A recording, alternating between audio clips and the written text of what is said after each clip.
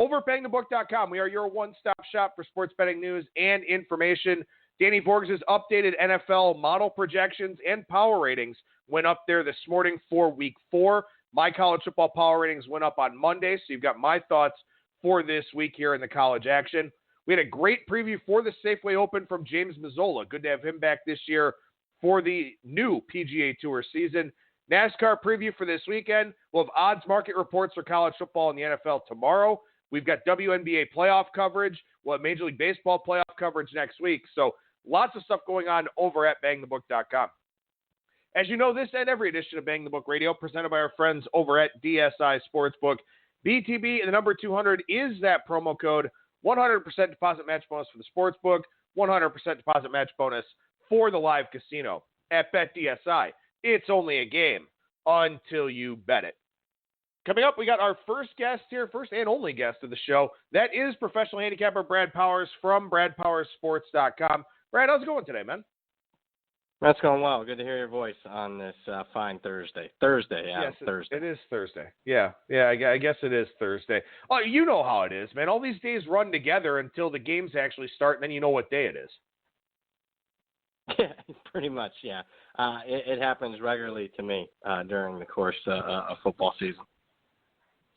All right, so we're going to get to a lot of games here on this segment, both in college football and the NFL, but I want to start with a couple of, I guess I'll call them betting concepts for lack of a better term. I've been talking about this with our different guests throughout the week, and I want to get your take on it here as well. A lot of teams now in conference play, and for the most part, it'll be conference play the rest of the way through the regular season and the conference championship games. So 2 specific things I want to talk to you about here first, betting trends. You know, now that we're in conference play, you've got more history, more sample size, stuff like that. Do you tend to look more at betting trends now? Do you tend to feel like they've got some more value? Yeah, I would say trends more in like maybe past history. I think obviously becomes more, I wouldn't say reliable because, I mean, there's so much turnover in college football from a roster aspect, but, you know, maybe there's specific coaching dynamics if they've been there a long time, you know, 2, 3, 4+ years. That's what comes obviously more into play when conference play, familiarity. And I'd argue familiarity sometimes, at least early on in the season. And I'll have to, you know, to query this up, but a lot of times early season, what I'm looking to do was because there's familiarity with the teams, I like betting a little bit more unders than overs. I mean, especially in the month of October, sometimes the weather's kind of changing a little bit, and you get conference matchups with teams that know each other quite well. Now, I have found success in the past. Doesn't mean that's going to project forward, but at least in the past, you know, betting some more unders than overs, especially in October. And then one other question I had here this week from a listener, and I've been crowdsourcing opinions on this one, revenge angles. How big of a factor are those for you? In particular, you know, he mentioned that he's looking at teams that were, say, a double-digit favorite last year, lost the game outright, kind of looking at it from a revenge standpoint that way. But maybe, you know, in more general terms, is revenge a big deal for you?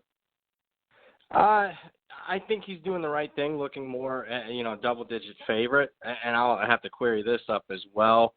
But, yeah, I don't think there's revenge if they lost as a 3-point favorite like the year prior. I hate to give the political answer here, but it's got to be treated on a case-by-case basis. You know, what are the situations around it? But I think a good starting point would be, you know, how big of a favorite were they the year prior? And you know, throughout the course of the week, the coaches and the players will tip you off if it's a factor to them. If they're bringing it up, trying to atone for the past season, because it'll get brought up throughout the course of the week in the press conferences, then to me it becomes more of a factor. But again, more of a case-by-case basis. I'm never blindly betting on revenge. Well, and I think, too, you know, some people may call it revenge, but sometimes that game the previous year was just an outlier. You know, maybe that team lost because they were good call. -3 in turnover margin, or maybe the quarterback got hurt in the first half. Kid who comes in the second half is a true freshman or a redshirt freshman, never thrown a pass in a college game. Maybe it's not revenge. Maybe it's just, you know, the better team happened to lose for one reason or another. The following year, they're going to reestablish their dominance as the better team. Yeah, I think that's probably what I bet more on than anything. At least, Yeah, not blind. I mean, I bet on my power ratings more than anything, but outliers. I'm looking for that, and that's when I do trends. Sometimes I'm always looking for that. When's the last time that this team's been a road favorite, or I'll just throw out an example this week. As soon as I saw Wake Forest up to nearly a touchdown spread at Boston College, what came to my mind was, when's the last time Wake Forest was laying that kind of number on the road in ACC play? It's actually 2007. To me, not all the time, but more often than not, I think that when you see those outlier lines or outlier performances, that usually means market overreaction. That's where I take advantage. At the risk of cutting off a game or two here from the segment, something else I just thought of, something I should have asked our guests earlier in the week, and I'll try to rectify this next week. Do you have different home field advantages for conference play than you would for non-conference? I mean, when you think about it, Ohio State's playing Miami of Ohio. There's 100,000 people there because it's an Ohio State game, because you get a chance to go, but also everybody knows they're going to win that game big. The 12th man, so to speak, may have a bigger impact in these more competitive conference games. So do you alter your home field advantage based on conference play? It's a good call.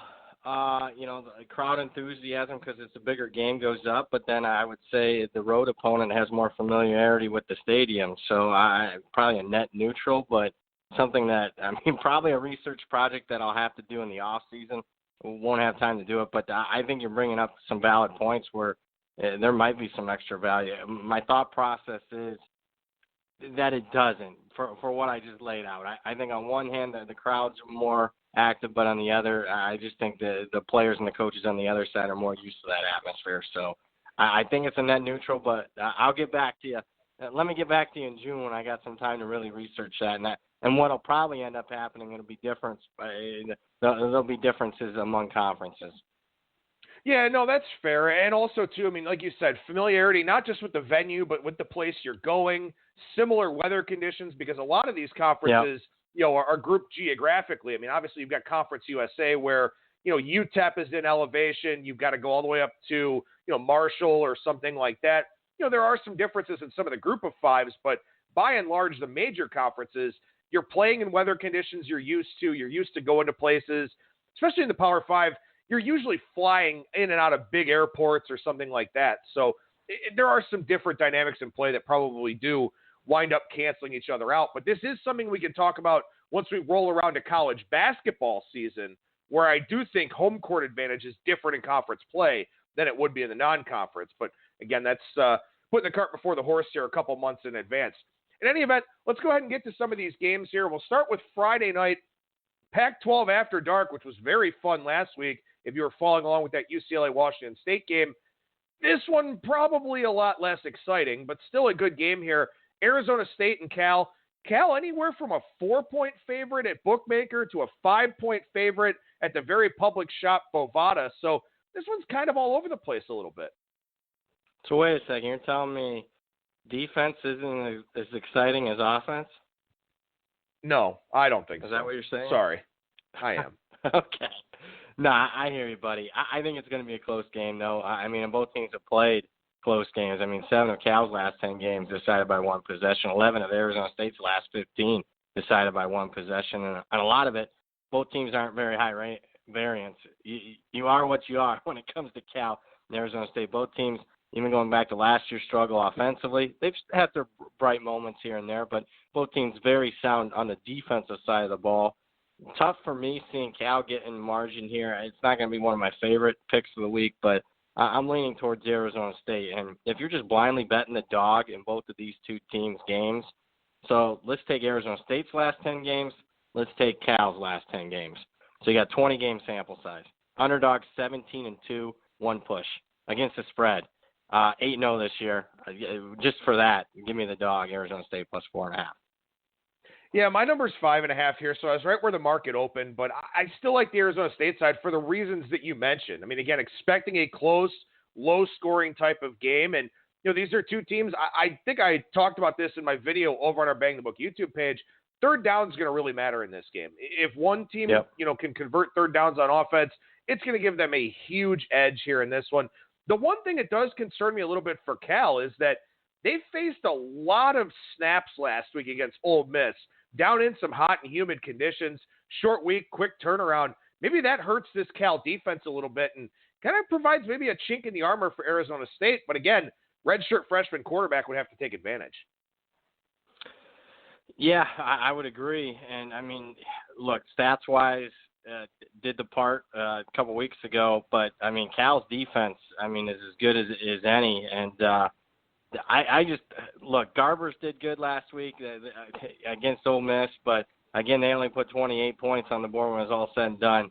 I don't see either team having much success offensively, and obviously that's priced in the total. When you only got a total of 41.5, does that mean I'm on the under here? No, I just think in today's day and age of college football, that leaves you absolutely no room, wiggle room to cash a ticket. I mean, look at the Northwestern Michigan State game from a week ago.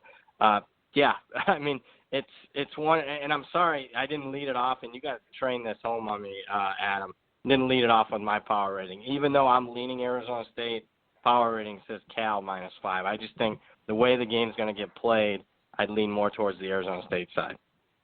And again, we drive this point home with our listeners. You know, your power ratings start as a guide. Your power ratings start as an opportunity to try and get some line value and get a number. But as you start handicapping the game, that power rating number does go away a little bit as you start digging some more into the game, and especially late in the year when your power ratings should be pretty close to the market, as I know yours are going to be, and as I hope mine are going to be. We move to Saturday here. Early kickoff yet again at Camp Randall. Northwestern and Wisconsin, game 113-114.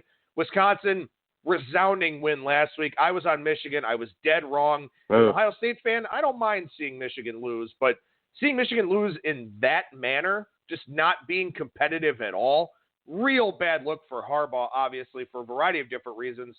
We'll see if they can let out some frustration against Rutgers this week. But this Wisconsin team now laying 24.5, even a 25 out there against Northwestern, again here with a low total of 46. Yeah, my number's 22, and I've upgraded Wisconsin quite a bit. I mean, I got them up to number 7 in the country right now, and on top of that, I've upgraded them about a touchdown. I mean, they've covered their 3 games by a combined 81.5 points. Covered, not won, covered. 81.5 points, 3 games. But to me, and I get it, Northwestern hasn't looked good at all offensively. And it's tough to see them maybe keeping pace here, but I'll play my numbers in this instance. And speaking of numbers, I found this remarkable. So I just went the last 10 years. Northwestern, how do they do as a double-digit underdog? Northwestern. And they're 10-8. That doesn't sound that good, does it? Double-digit underdog, they're 10-8. Adam, they're 10-8 straight up as a double-digit underdog. So they've won more than they've lost outright as a double-digit underdog. I just think the spread is a little bit too high. I think there was an overreaction to how good Wisconsin looked last week, how bad Northwestern looked. For that, I'll take the Wildcats here, and I'm talking myself into having a sizable bet on them. Yeah, my number was 20.5, so I was closer to the open. Obviously, I haven't pulled Northwestern down enough because I do have Wisconsin number 7 in the country in my power ratings as well. But like you said, Northwestern, they're a scrappy defensive team. And I also think, too, that, Wisconsin kind of set a tone in that game last week. They went for 4th down in their own territory. They had some big 3rd down conversions. Michigan just had problems moving the football, and Northwestern probably will, too. But if you're Wisconsin here this week, laying, 4 scores essentially here in this game, I don't think Jonathan Taylor plays a whole lot. I know maybe you want to drive up that Heisman campaign, but also he got dinged last week. There's really no reason to put him at risk too much in this game. Does that mean that Wisconsin maybe slows down a little bit, doesn't embarrass Northwestern? I think that could be the case here in this one. So I probably do like Northwestern a little bit, but obviously with how Hunter Johnson that offense has looked, it's very scary to say the least. Game 115-116 here. Game you mentioned already, Wake Forest and Boston College. Wake Forest laying 6.5 on the road.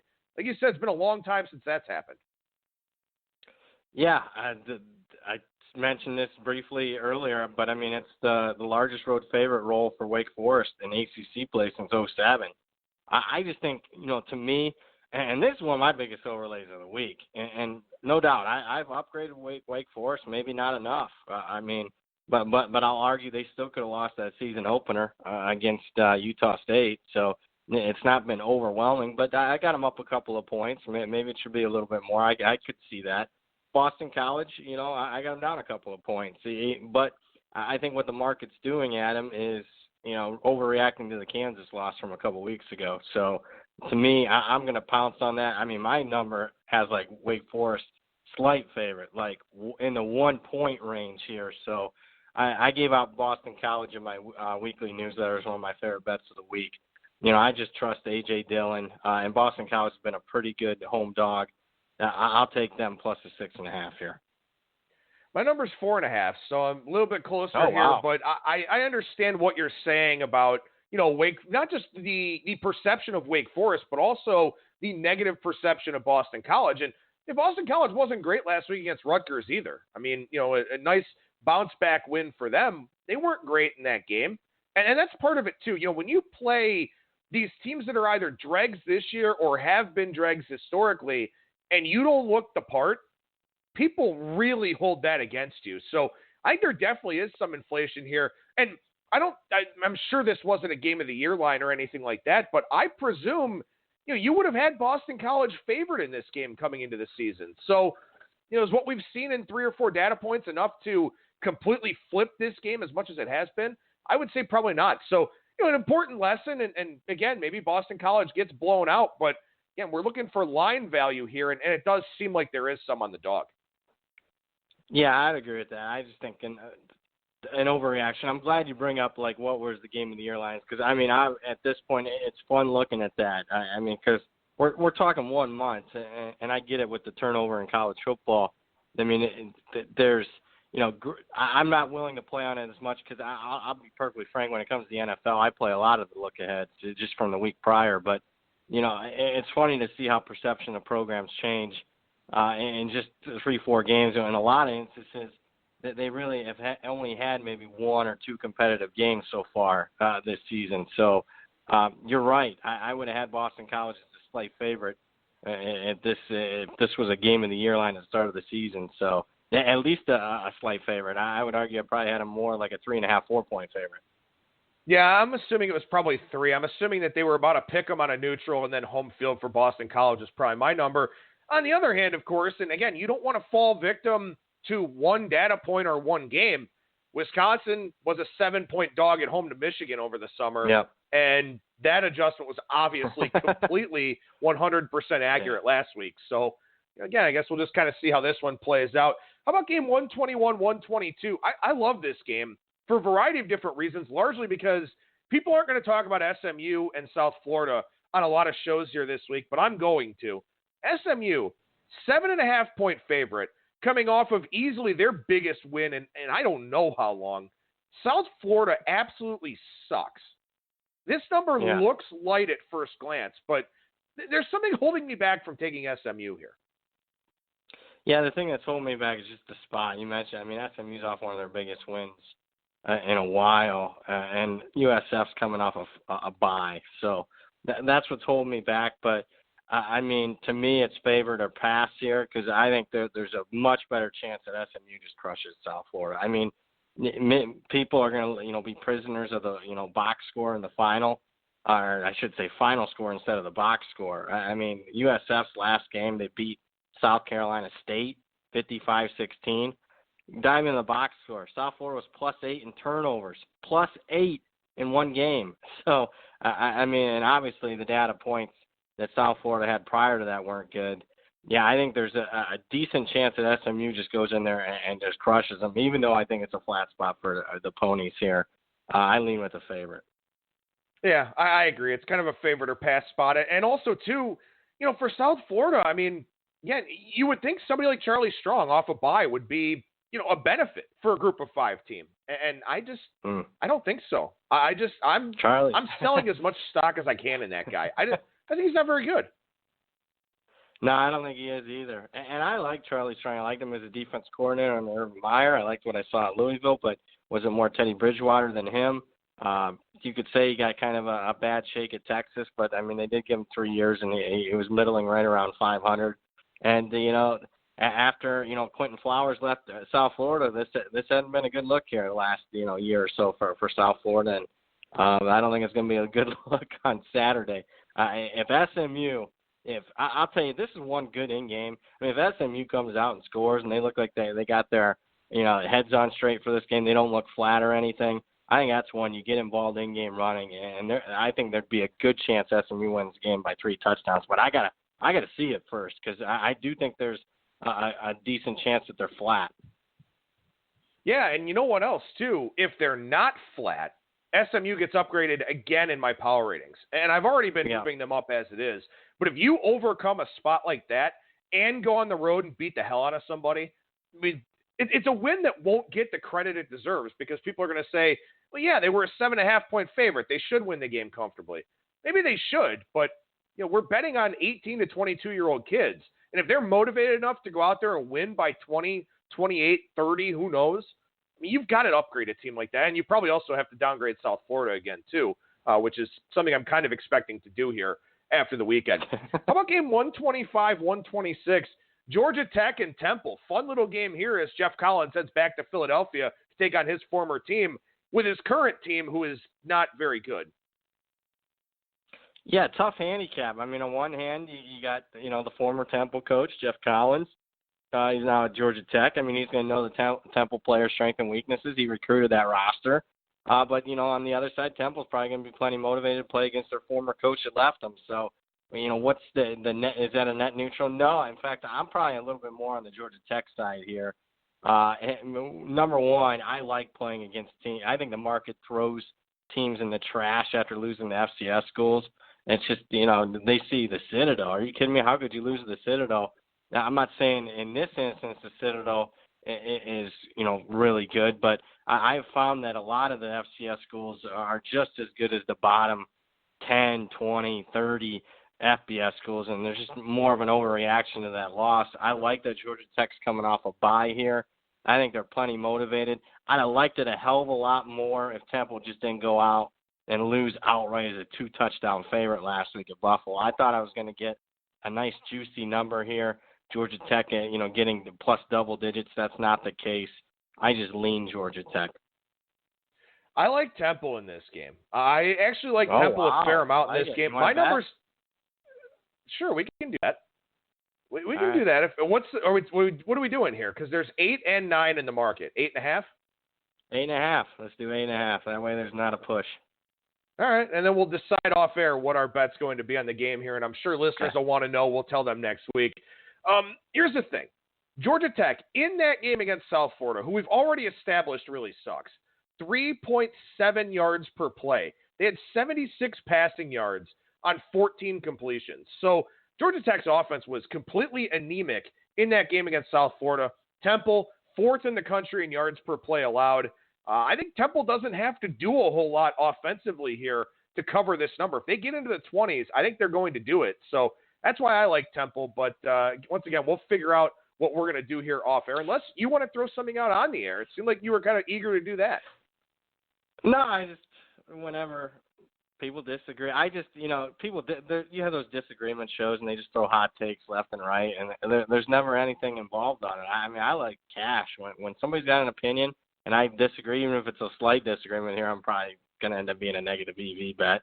Yeah, and I've lost way more than I've won against you. So now that I'm thinking about it, I'll probably just buy you out for a dinner. I'll just buy out of the bet right now, and I owe you a dinner. All right, fair enough. Do I get to pick where we go? Or are you going to take me to like, no, I love In-N-Out, but are you just going to like cheap out on me and go to In-N-Out? Yeah, that's fine. You know, I mean, this is a whole different conversation for the off season. I loved In-N-Out when I got here, but now I think it's overrated. I think there's better places here. And I'm talking in the same realm of, is it fast food? Is it just, slightly above it? I think In-N-Out's overrated at this point. I know that's going to be blasphemous for, 90% of the people out there listening. I will say this. I mean, we don't have In-N-Out in Ohio, as you know. I really like In-N-Out. I had Whataburger back in the spring. I was not a fan. In-N-Out blows Whataburger away. All right. I have not had Whataburger, so. Okay. Are you talking Smash Burger then? Well, we'll have to. Are you comparing In-N-Out to Smash Burger? Ooh. Fat Burger's pretty good here. It all depends. On one hand, I love the simplicity of In-N-Out. just because we live in a day and age where, everything's just, it's almost frozen because there's so many different options. But I kind of like Fat Burger because they give you different options. So right now I actually prefer Fat Burger. If you're familiar with that, you come to Vegas over In-N-Out. All right. You know what I bet you miss? Swenson's. I bet you miss Swenson's from being around this area. And if you haven't had it, next time you come back, we're going. And believe it or not, and again, people are going to like, Brad sucks. But I kind of miss Penn Station, too. No Penn Stations out here. I love Penn Station. No Penn Stations here. All right. Anyway, we're just going way off script here. Now I'm hungry because it's almost lunchtime for me. All right, game 137-138, Minnesota and Purdue. Minnesota 1.5-point road favorite here in this one. You agree with that number? It's got me a little worried because, now that the money's starting to come out of Minnesota, it's all about Elijah Sindelar, who sat out the last game. He's the Purdue starting quarterback. I thought he would be back. Because Purdue's off a bye. I get it. We have to treat concussions. And this isn't 10, 15, 20 years ago, and we got to take concussions a lot more seriously. But I thought Purdue having that bye week, both teams off a bye, I was going to be on Purdue here because I think Minnesota's kind of a fraud. They won 3 straight games here against, 2 group of 5 teams in an FCS school. All, 2 solid group of 5s and a very good FCS school. So I'll give them that, but all 3 were close. Ball could have bounced either way, and Minnesota could be sitting here 1-2 instead of 3-0. And I'm just not buying the Gophers. And I thought if Sindelar would be cleared, I actually think Purdue should be the favorite. The way it's trending now, it's Thursday, and we still don't know. I'm kind of worried that he's not going to play. If he doesn't, I think Sindelar is worth more than just your general 3-4 points. He's probably, seeing what I saw from Purdue's offense with him out against TCU, he's certainly way more than a field goal. And that's the case, then Minnesota probably should be creeping more towards a field goal plus favorite. But if he does play Sindelar, Purdue should be the favorite. I'm kind of in limbo here. I really want to bet Purdue, though. Yeah, I got this one, Minnesota -1.5, assuming Sindelar's out. So I agree with you that, his status is very important for this game. And look, the market's going to tell us. If this line goes up on the Minnesota side, it probably means Sindelar's out, even if it's not widely reported. If it swings back the other way, Sindelar is probably going to play. And we saw that in a game we will try to touch on here at the end, the North Texas and Houston game. The market found out about De'Ara King before everybody did, and that line was starting to move before that news came out. So the market finds these things out. So if you do see that line swing one way or another, you got a pretty good idea of what's going on there. How about Pac-12 action here? Game 145, 146, Washington State and Utah. Utah, this one again, 5 at Matchbook, 5.5 at BetOnline, and 5 dimes, 6 pretty much everywhere else. So another one kind of hovering in that dead zone at some different numbers, but this may be the toughest handicap of the week, I think. Yeah, you hit the nail on the head. It's a tough handicap because it's tough judging where the teams are mentally after losing last week. Utah could have really, in my opinion, could have started wrapping up the Pac-12 South if they would have went into the Coliseum and got a win over SC. But they lose the game, and not only do they lose the game, they really struggled after their running back, Zach Moss. I think Zach Moss is a top 10 running back in the country. I think he's more doubtful here than questionable from what I've been reading. And then on top of that, Tyler Huntley, there's some questions about, whether or not he's going to play. And if he does, is he going to be 100% effective? And then on the other side, how does Washington State pick themselves up off the mat after blowing a 32-point lead last week? Too tough of a handicap for me. To get involved. Total pass for me. It's just you hit the nail on the head at the top. I think it's the toughest handicap of the week. It is a tough handicap, and it's made tougher because I like both of these coaches. Mike Leach was very upfront in his press conferences and was like, hey, if you're not going to be better, you're not going to play. And he's so deadpan about everything. He's a hilarious interview. But Kyle Whittingham is thought to be, borderline top 5, easily top 10 coach in college football for a lot of people. So you got 2 good head coaches here, too, that you would expect to have their teams back and ready to go. If you had a coaching mismatch in this game, or at least a very well-defined one, maybe you've got a side to play here. But because we don't have that, I just don't think that there's a whole lot of value one way or another in that game. Game 149-150, Hawaii and Nevada. Again, not a game most shows are going to talk about, probably for good reason. But Nevada's a 2.5-point favorite here facing the Rainbow Warriors.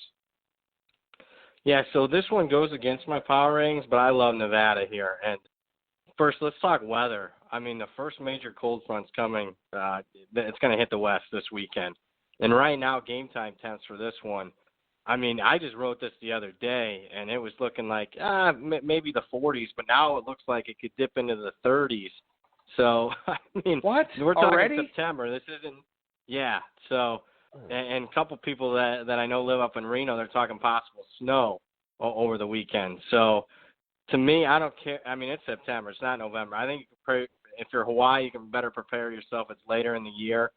But when you're going from the beach and upper 80 degrees all week to 40 degrees cooler, maybe even colder than that, and then on top of it, you're going elevation, I think it's going to play a factor here. And Nevada has owned Hawaii. As of like last 7 meetings, Nevada's covered by an average of 10 points per game. Last 5 times they've hosted Hawaii, they've won them all by 10 points or more. Norvell's been good at home. Last 12, he's averaged exceeded expectations by 10 points per game. And Hawaii's 8-35 on the road. And that's straight up, but I mean, we're talking about a line here less than a field goal. So add all that up, that way overcomes my power ratings because I think, if we're just going pure power ratings, I think the line should be probably closer to pick. But I think this is significant value on Nevada because of all the reasons I just listed. I bet the Wolfpack are one of my favorite plays of the week. Oh, God, winter. Yeah, 40-degree wind chill expected around kickoff for this game. Could be a little bit windy, too. There's wind in the forecast for the afternoon. If that, weather system kind of slows down a little bit, may get a little bit windy for this one here, too. We know Hawaii can't really run the football. And furthermore, they're turning the football over in decent weather. I mean, they've got a ton of turnover issues this year. Who knows what it looks like when it's, 40 degrees and Cole McDonald can't grip the football. Yeah, and I mean, it doesn't matter who they played. I mean, they've been turning over. Even last week against an FCS school, Central Arkansas. On one hand, I would say, hey, that makes Hawaii undervalued because we got a Hawaii team that has massive turnover problems, and they're still sitting at 3-1. So I can see that part of the handicap there, to be perfectly frank with you. But, sometimes in college football, teams just have a propensity. And to me, Cole McDonald just, it's nothing fluky. I mean, he's just bad throws, and you can get that in college. This isn't the NFL. I mean, you just have bad quarterback play. And, look, Cole McDonald, to me, is kind of a high-risk, high-reward type of guy at this point. Is Carson Strong playing for Nevada? I mean, does it matter in your handicap? I don't think he's that big of a difference. But, yeah, it looks like, I mean, everything that I've read so far, it says, he's going to play. So, I mean, yeah, it obviously matters probably a point or so. Okay. Game 157-158 here in the SEC East, Kentucky and South Carolina. It's been a rough couple of weeks here for the South Carolina secondary. Will Muschamp has been very upfront about how disappointed he is in his defense, which, by the way, sorry, Will, that's kind of on you too. But the Gamecocks are a 3-point favorite here at Williams-Brice. And I don't know if either one of these teams is worth my money this week. Yeah, I mean, if you know this, Kentucky's owned South Carolina, even though both have been really close. And actually, if you go back through it, not only has Kentucky won 5 straight, I think they've covered 7 straight in this rivalry. And South Carolina's actually been the team that's been favored in a majority of those. So for whatever reason, Kentucky's owned South Carolina. Another tough handicap. And in this instance, Helinski's been okay, but he had a really bad game, some really bad decision-making last week that really cost South Carolina. But I'll say this, Sawyer Smith, I don't know if I trust him, the replacement quarterback at Kentucky.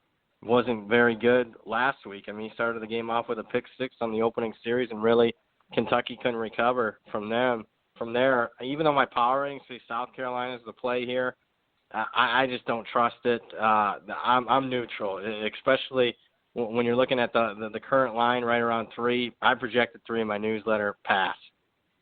Yeah, I got it 5, but I mean, maybe I just haven't accurately rated South Carolina here because I think Helinski does give them some upside, but man, that defense is bad. And of course, The concern would be, can Kentucky exploit that bad defense? Because a bad defense is one thing. A bad defense against an offense that can take advantage of it is another. Alabama and Missouri, very well equipped to take advantage of it. Kentucky, not so much. So maybe South Carolina fares a little bit better here this week. I don't know, but not a game that I'm going to touch. Game 167-168 as we go from the east to the west. Mississippi State and Auburn. Auburn 10.5 point favorite out there. Yeah, again, man, I'm this isn't good because I'm sounding wishy-washy. Because, again, I'm going against my power rating a little bit here because I think it's a little bit of a flat spot. My power ratings call for Auburn, but flat spot coming off of the big win over Texas A&M last week, and I don't trust Bo Nix to get margin. I just don't. I mean, they're not. He's been decent. I mean, they're sitting there 4-0 with 2 good wins over Oregon and A&M, but I to cover more than 10 points here against a decent Mississippi State defense. And I also like, Mississippi State's going with a freshman quarterback too, and Garrett Schrader, but I think he's better here because he's more mobile than Tommy Stevens. So I'm going to lean Mississippi State. And while Auburn, I think they're a little overpriced because they're sitting here at 4-0 against the spread. But you look at the margin combined, it's like 18 points ATS-wise. So they're 4-0 ATS, and I can make a case that they were fortunate to cover 3 of those 4 games. I got Auburn minus 13 here. So, again, like you said, power ratings kind of pointing in that Auburn direction. But I agree, it's tough for them to get margin. And, look, the one big takeaway I had from that A&M Auburn game last week, A&M did nothing offensively for the first 3 quarters. So that's the thing here for Auburn. If they're going to cover this number, they're probably going to win 24-10 or something like that. So I think maybe the under would be a much better look here in this game, even with that low total of 47. I think the under could very much be in play here. No offense to FAU and Charlotte, going to skip over that one here just in the interest of time because I want to talk about this game. 177-178, Cincinnati and Marshall. Cincinnati, 3.5 point favorite on the road in Huntington here. I guess it's a sneaky good group of 5 game this week. Yeah, you're right. My number says it's right around 3.5. I think I go to like the 100th of a point. So I got Cincinnati like 3.6. So not sure I'm going to have a bet on it. But, what I wrote in my newsletter was that, hey, this is arguably one of the best group of 5 matchups, well, at least we'll see this weekend. Both teams very similar. Both teams coming off of, wins over kind of semi-rivals, Miami, Ohio for Cincinnati and Ohio for Marshall. I was impressed with Marshall, at least in a close loss at Boise State, but statistically that was not good because Marshall did. I mean, it looks good. And they only lost 14-7 at Boise State, but Marshall didn't even have a single first down in the second half of that game. So I think that one is maybe, overpricing Marshall to a little bit more than what it should. Both teams come in off a bye.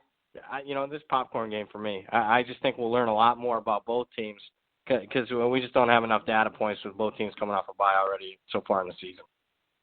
I got Cincinnati minus 5 here. I'm not going to play it. I'm not getting any key numbers or all that much significant value. But one thing that does stand out to me here about this game, Cincinnati plays UCF on Friday night next week. And obviously that's a huge game within the division. So even if I had maybe Cincinnati 6 or something like that here, I still don't think I would play it because I don't know. You would like to think that they're not going to take anything for granted as a program on the rise. But, I mean, hey, when you start talking about playing UCF, I mean, that is your game in conference play. So that is something that does worry me a little bit for the Bearcats here in this particular spot. Let's go down to the Fun Belt. Arkansas State and Troy. Troy's a touchdown favorite here, and this is a line where we have seen a little bit of movement with the number going up. Yeah, and I think there's late injury concerns about Logan Bonner, the quarterback for Arkansas State, because I was going to talk to myself on an Arkansas State ticket. I mean, I just don't think we know a heck of a lot about Troy. They played Campbell. They played Akron. And they lost at home to Southern Miss, a game that I cashed against Troy in that one. Looking at it, I mean, I wasn't that impressed with Arkansas State last week. I mean, they only beat Southern Illinois by 13, but they were +2 in turnovers and were plus 14 points off those turnovers in that game. So that was pretty much the difference.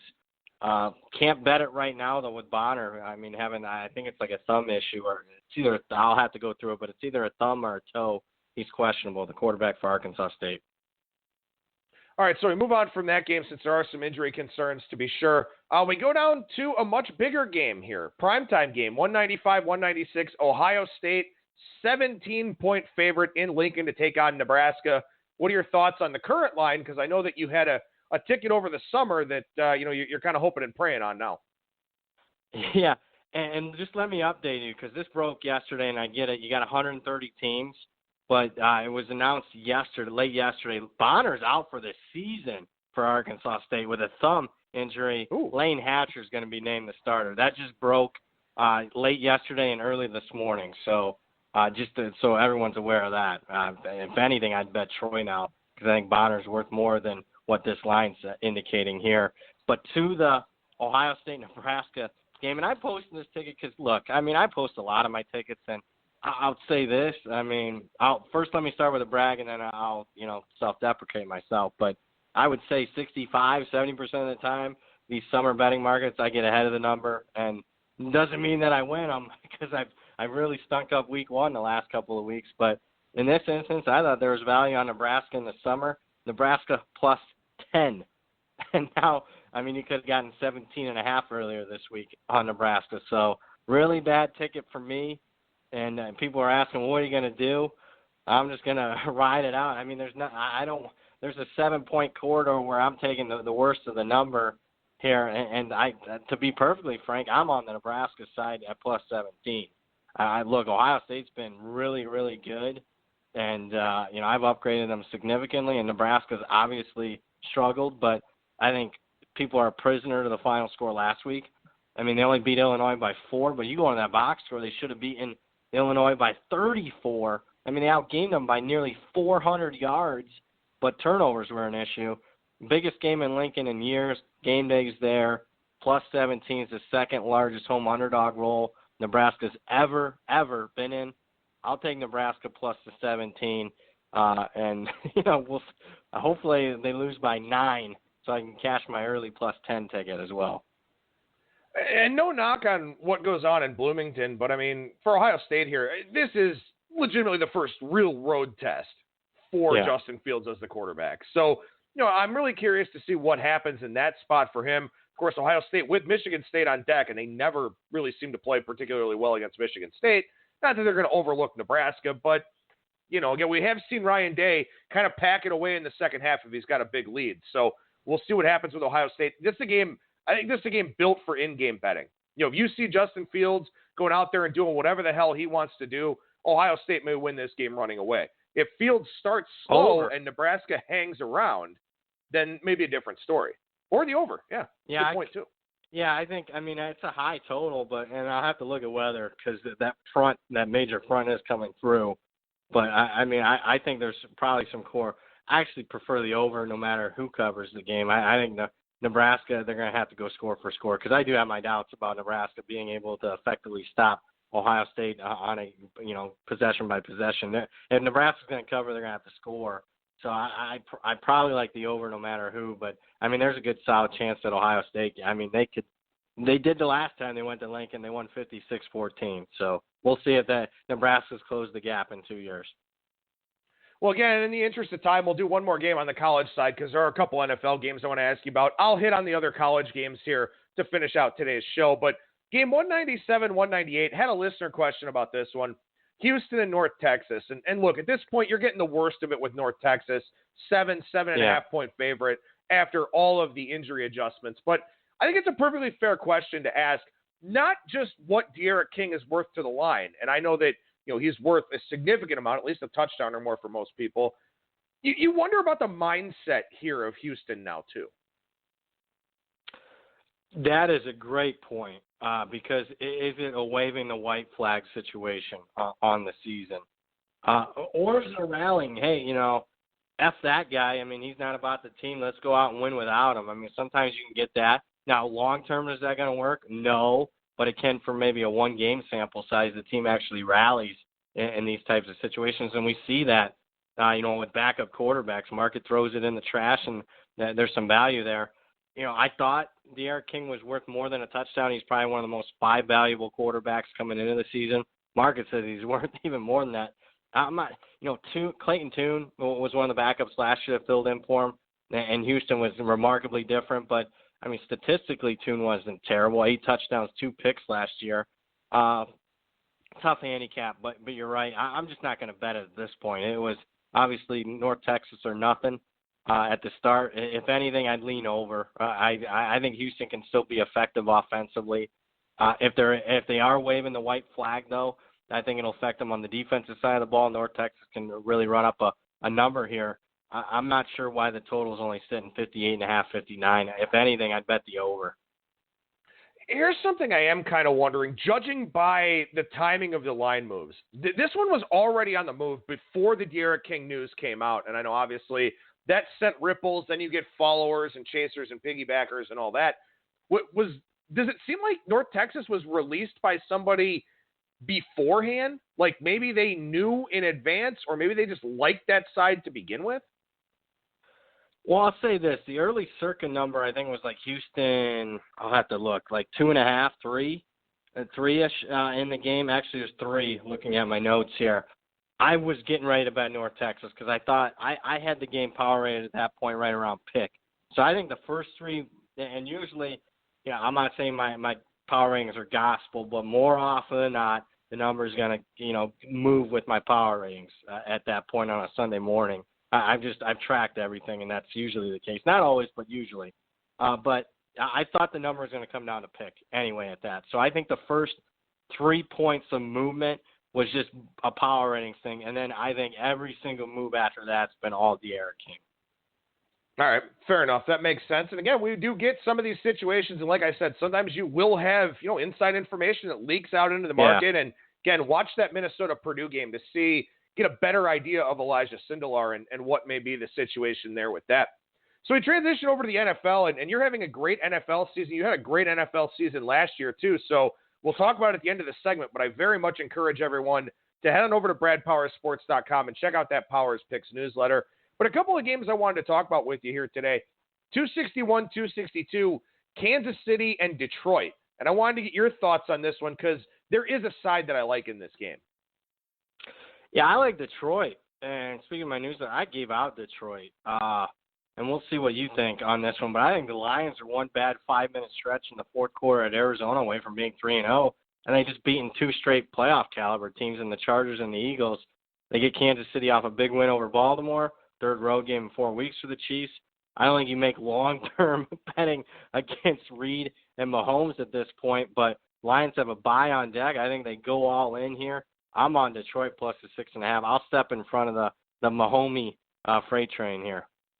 All right. Well, I guess we're doing double or nothing on dinner, or maybe you're going to have to buy me dessert or something. You're on KC. I like Kansas City here. I mean, again, I know that it's a pretty decent number, and maybe it is a little bit telling that this number isn't a touchdown. But this Detroit team, and look, they very easily could have lost that game in week 1 that they blew in the fourth quarter. The Chargers just were a comedy of errors in week 2. They had 2 touchdowns taken off the board on the same drive because of penalties. They had some red zone turnovers. They did a lot of dumb things in that game. And then the win over Philadelphia last week on the road for Detroit. Nice win, but we all know Philadelphia very, very shorthanded. And really, Philadelphia has not played all that well in Carson Wentz's starts on offense. He's just not the same guy that I think everybody expected him to be. So I think Detroit is a fraudulent 2-0-1 team. I think Mahomes going to play in a dome for the first time. He's certainly going to enjoy that with all the speed, the skill guys that he has. And also Kansas City, I mean, they can get after the quarterback. If they don't get to the quarterback, that's when they have problems. They can get to the quarterback, and Matt Stafford's immobile at this point in time. So I like Kansas City here. I'll lay the road number. It's probably going to be a super contest play for me. And apparently it's going to be a double or nothing dinner bet for us. Absolutely it is. And I always ask people, because a lot of people love laying points on the road in the NFL. 6.5. Let me ask you this. You flip the home away, 3 points for each team, and Arrowhead's probably worth more than 3. But would you lay 12.5 with KC if this game was at home? In a contest context, probably not. Personally, I would probably be able to talk myself into it because I just don't think Detroit's very good. And also, be the third road game in 4 weeks for Detroit. So, the same angle that you're kind of looking at there with Kansas City. So I think I would. But it is an excellent argument, and that's the thing you have to look at here in the NFL, especially if you think home field advantage is worth, 2.5, 3 points. or thereabouts. And like we talked about on Tuesday's show with Rolf Michaels, road teams have done very well in the NFL this year. I don't know if it continues, but that has been the case here so far. Speaking of a road team, let's see if they can do well here. Out in the Mile High City, Jacksonville and Denver. Denver 3-point favorite with extra juice in this game. What are you thinking about this one? Yeah, I was thinking I was going to like Denver. I just want to play on the 0-3 team at home. They've been really good at home in September, even though they've lost 2 straight. But prior to that, they had won 14 straight home games in September. But I don't know, Vic Fangio looks like he's in over his head, and I just think it's remarkable. Denver's defense, 0 sacks. With Von Miller and Bradley Chubb, 0 sacks, 3 games. And Jacksonville, if anything, Denver struggled protecting the quarterback. Last week they gave up 6 sacks, and now they face a Jacksonville defense that, had 9 sacks against Tennessee. Decent spot for Denver just at home, and it looks short. But matchup-wise, I lean Jacksonville. If I get 3.5, I'd probably talk myself into the Jags here. Let me throw one thing out for our listeners here, and I'll have to check and see while I'm talking here if this total has moved around. Not really. We're looking at 35-mile-per-hour gusts for this game on Sunday. Ooh. Sustained winds in the 20-mile-per-hour range. Going to be 85 and sunny, but it is going to be very windy here for this game. So keep that in mind here with a Denver team that can't really throw the football anyway, tries to establish the run. Jacksonville wants to throw it with Gardner Minshew, so that may have some impact here on what these two teams want to do. So, again, as Brad mentioned, you got a weather front going into Reno, October, late September, early October. You can get hurricanes, you can get wind, you can get a lot of precipitation. Very important, and this will be the note we end on here, very important to always check those weather forecasts, especially as you get closer to the game and as the confidence level in those forecasts increases. Brad Powers, professional handicapper over at BradPowersSports.com. What's going on over there right now, man? Yeah, I'd just talk about my newsletter. Why not? I mean, I write up every single college game, every single NFL game each and every week. Power ratings are in there. Trends of the week are in there. You name it, and a heck of a lot more. And the price point, it's awesome. $79. Not for this week, not for, October or whatever. I'm talking the rest of the season, college, NFL, weekly newsletter, emailed to you each and every week, now through the Super Bowl. It's $79, and it's at BradPowersSports.com, Powers Picks newsletter.